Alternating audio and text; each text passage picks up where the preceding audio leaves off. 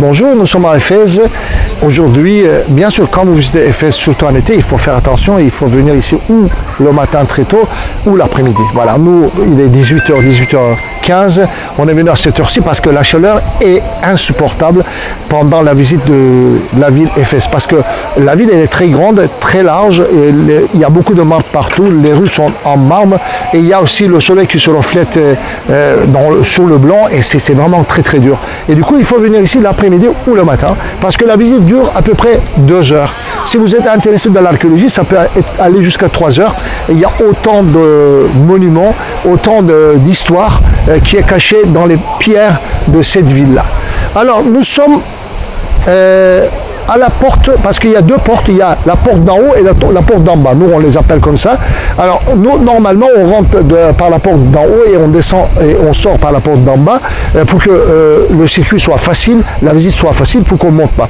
Mais aujourd'hui, on va faire une visite spéciale pour vous montrer seulement la partie principale, le cœur des ruines d'Éphèse. On va vous montrer le théâtre, on va vous montrer la bibliothèque et les rues principales, le temple d'Adriane et les bains d'Éphèse. Et ça va nous montrer un peu l'essentiel de la ville. Ça va vous donner une idée sur l'importance de la ville d'Éphèse. Alors, la ville d'Éphèse a été fondée 1000 avant Jésus-Christ. On a fondé au même endroit, pas une seule Éphèse, pas une seule ville Éphèse, on en a fondé 5 différentes. La première a été fondée au 5000 avant Jésus, la deuxième au 7e avant Jésus, et plus tard, après le passage d'Alexandre le Grand, ils ont encore déplacé la ville, et l'endroit où nous sommes, ils ont fondé la ville Éphèse 3, 4 et 5.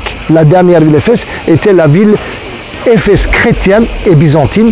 Après, la ville a été abandonnée. À la période ottomane, n'était pas habitée. Et longtemps, c'est resté sous la terre. Il y a à peu près un siècle, ils ont commencé à faire les fouilles et après, ils ont commencé à accélérer. Et depuis 70 ans, il y a des fouilles très intensives. On a pu sortir seulement au jour 10% de la ville.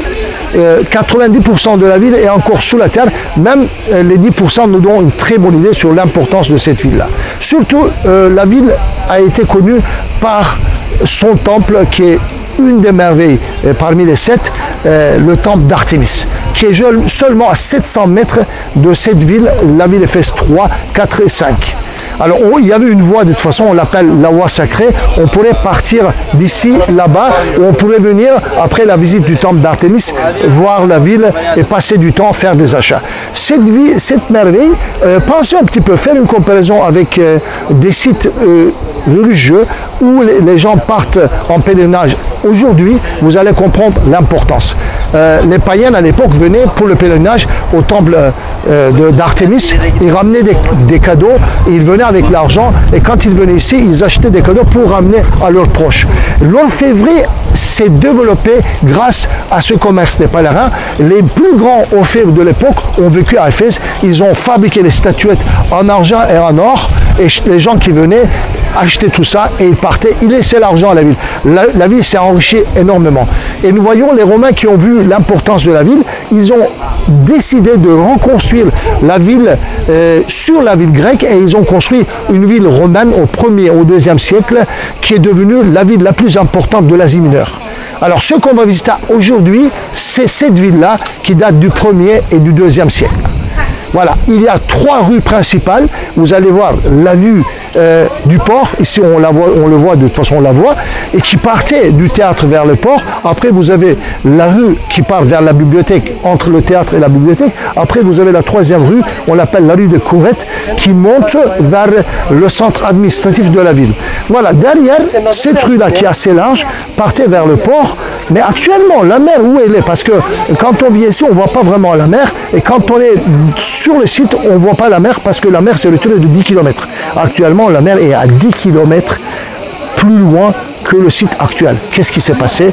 Ce qui s'est passé que avec le christianisme qui s'est développé en Anatolie, parce que le christianisme, vous savez, après la crucifixion de Jésus, les disciples, ils sont partis de Jérusalem et surtout ils sont venus vers les côtes de la mer Égée ou en Cappadoce et ils se sont développés avec les autres fidèles en Anatolie et le christianisme est devenu une puissance importante, une croyance majeure surtout à l'Asie mineure. À partir de ce moment-là, les Romains qui ont compris ça, surtout Constantin le Grand, l'empereur qui a donné son nom à Constantinople, il a décidé de libérer le christianisme et le paganisme était fini. À partir de ce moment-là, le temple d'Artémis a perdu son importance et la ville d'Éphèse a commencé à perdre de l'argent et les gens partaient vers Istanbul parce que Sainte-Sophie a été construite. Première Sainte-Sophie par Constantin au 4e, deuxième par Théodose au 5e, surtout la 3e église qui a été construite par Justinien, qui est devenue la plus grande église au monde durant 1000 ans, qui a pris la place du temple d'Artémis. Et les pèlerins, ils ont commencé à partir voir Constantinople et surtout la basilique Sainte-Sophie.